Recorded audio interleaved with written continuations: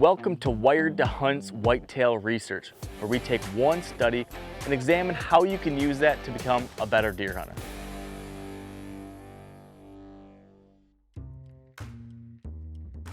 Today, I want to talk about a study that looked at a very interesting aspect of whitetail biology and behavior. So this study came out of Texas A&M Kingsville, and it shined a light on something that's quite a bit different than what most hunters would assume. They GPS collared 102 different bucks in South Texas and monitored them for 5 breeding seasons, and they monitored the movements of those deer during the rut. Most hunters would tell you that during the rut, bucks are going all over the place. There's no rhyme or reason to what they do. It's all random. Because of that, you can't pattern them.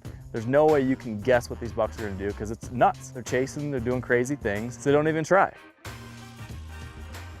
What this study showed was a little bit different.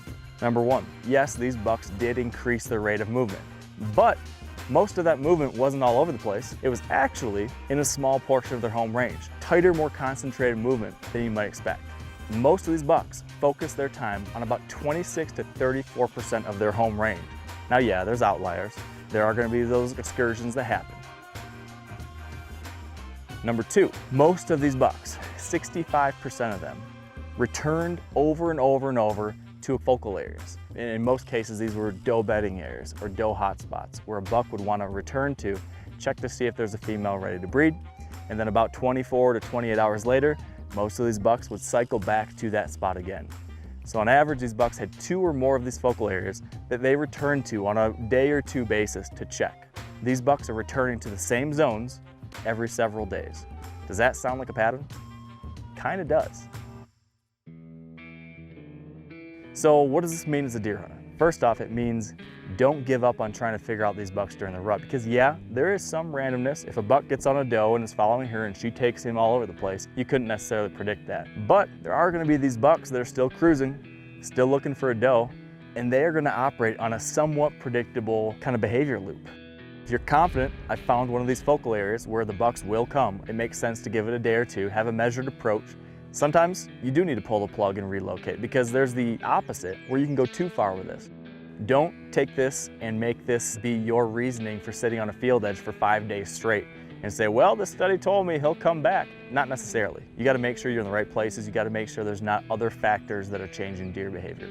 This is simply a reminder that there are these patterns of sorts that you can harness and take advantage of. But with everything, you can go too far in a direction. So moderation, balance, and use some common sense. It's easy to get stuck in this analysis paralysis, overthinking things, or chasing your tail, or seeing a buck over here, so you run and go hunt over there. And the next day you don't see anything, and then you're thinking, I gotta go somewhere else. I've been that guy on occasion. And you can get yourself all turned around and then think, what in the world am I doing? Sometimes when it comes to the rut, you can keep it simple. You can focus on those doe hotspots, those focal areas, find those places that the buck you're hunting wants to return to, figure out the right way to hunt that spot so you're not spooking deer, and wait, he's coming. He's gonna be there, it's gonna happen. So sometimes the best approach to the rut is keeping it simple, realizing that you can to some degree pattern them, and wait it on out. That's what this study showed me, and I think it's something that can help a lot of people this coming season when thinking about how they approach the rut. If you want more information like this, be sure to tune into the Wired Hunt podcast or the Wired Hunt Foundation's mini-series. We've got new deer hunting know-how every week. You can find it wherever you get your podcasts.